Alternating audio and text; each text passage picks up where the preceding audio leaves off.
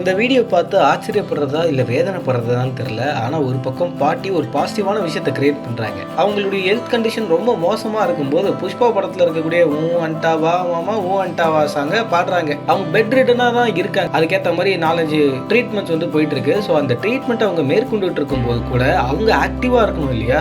So அவங்களுக்கு பிடிச்ச மாதிரி பெப்பியா இப்போ ரிலீஸ் ஆன புஷ்பா படத்தில் இருக்கக்கூடிய ஊ அண்டாவா சாங் அவங்க பாடும்போது ஒரு பக்கம் நம்ம முகத்துலையும் புன்னகை வருது.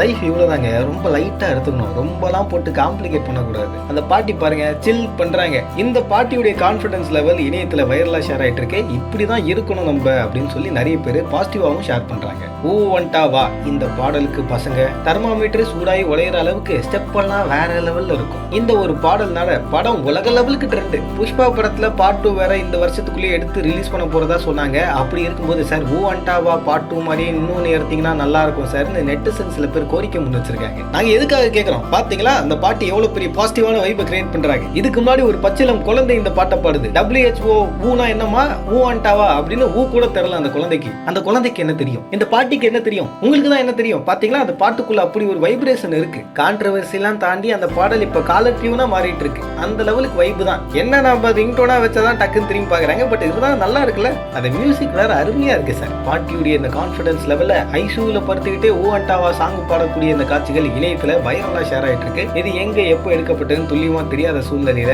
பாட்டியுடைய பாசிட்டிவான வைபை மட்டும்தான் நம்ம எடுத்துக்கணும். ஆஹா இது வைப் எடிட்டர் கண்ணில் பட்டா கண்டிப்பா ஒரு வீடியோ போட்டுருவாங்களே, பின்னாடி ஆட்டி எல்லாம் பறக்கிற மாதிரி, இன்னும் அவங்க கண்ணில் படல போல. எனிவே இந்த வீடியோ பத்தி உங்களோட கருத்துக்களை தினேஷ் ஆகிய கூட கமெண்ட்ல தெரிவிங்க. மறக்காம நம்ம சேனலுடைய சம்பிரதாயத்தை பண்ணுங்க. அதாவது லைக் கமெண்ட் ஷேர் சப்ஸ்கிரைப் ஃபேஸ்புக்ல பாத்தீங்கன்னா ஃபாலோ பண்ணுங்கப்பா.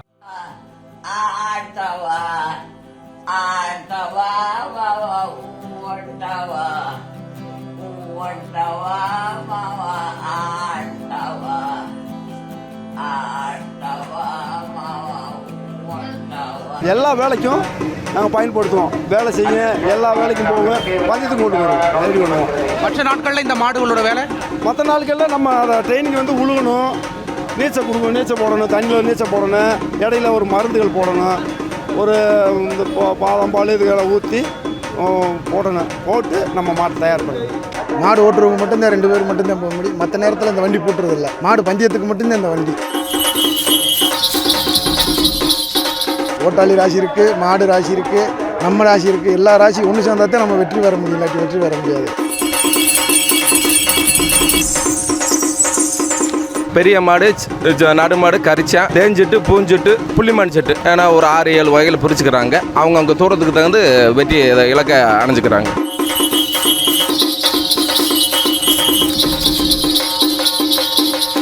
அதிகபட்சம் 35 to 36 நிமிஷத்துக்குள்ளே போய் பெரிய மாடு எல்லையே திரும்பிடும்.